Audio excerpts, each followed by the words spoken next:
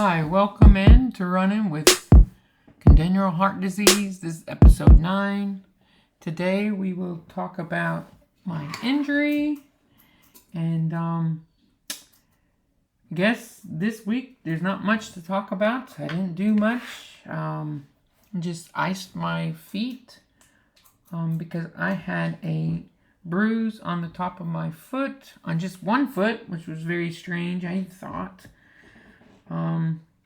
But I tied my shoes a little bit different on the run that I went on, the long run that I went on last week, which was 30 miles. And I wasn't able to walk for 2 days. I mean, not able to walk, but it hurt when I walked, so I was really slow when I walked. And just been icing it, putting just icy hot on it and all kinds of just creams, and just been trying to help it heal. I haven't been running. I don't plan on running until Monday, and then I plan on doing 4 days of running and then 2 days of rest before my long run, which is going to be a marathon. And then the next day after the marathon, I plan on running 15 miles. So I hit 2 days. Going back to the injury,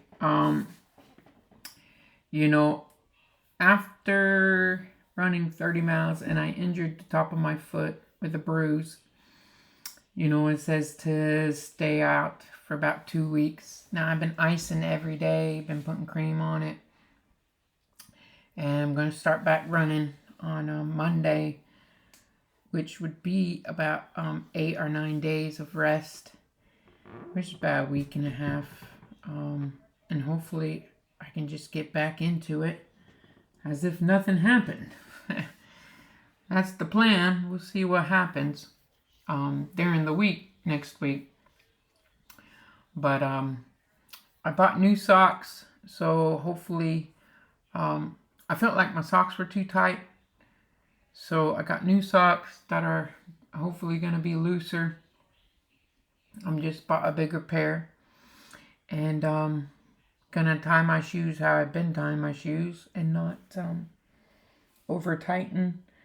But you have to tighten them a little bit so they don't scoot forward, right? So it's just like finding that balance of tying it not too tight, but not tight enough where they're gonna slide forward and you're gonna get an ingrown toenail or something like that. So it's just it's hard when you have a high arch because it can really you can really get some injuries, so especially to the top of your foot because your arch is just so high. You just need a shoe that's really deep, and I know the Bonds and the Hokas are pretty deep, and then the one I found that was really deep was a New Balance V-Form 4. Is a really deep shoe where if you have a high arch, feels good to tie it. Now I don't have those shoes.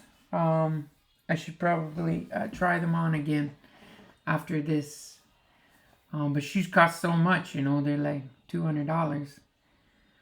So it's hard, you need 2 pairs of shoes, I think. Running in the Ultra, one in your drop bag and one that you're running in. The reason I say that is because if it's raining or something, you need to switch out your socks or switch out your shoes. So, but I'll talk about that more in the coming weeks with the drop bags, and overpacking is always good, right? So, but yeah, so back to the schedule. So yeah, so you could do 4 days of running, see how I feel with the injury, and then hopefully plan on running the long run, the 26 miles. I go do another marathon. I don't know if I get a PR because it is uphill. So we'll see. And then the day after that, I'm going to do 15, which is going to put a lot of stress on my foot. But yeah, we'll see how it works and see how I go. I do plan on bringing something new with me. I'm going to try peanut butter this time. And maybe try to eat every hour and see how that goes. Definitely always trying something new. Probably not the best thing to do during a marathon. When it's race day, you kind of want to stick to what you done through your training, not try something new. But I feel like this is still my training, so that's why I'm like, well, I'm going to try this. I don't think it's too dramatic of a change. So yeah, I'm going to try some peanut butter. And they do have some bananas on the race, so that will be good. But I'll bring some peanut butter and maybe a protein bar.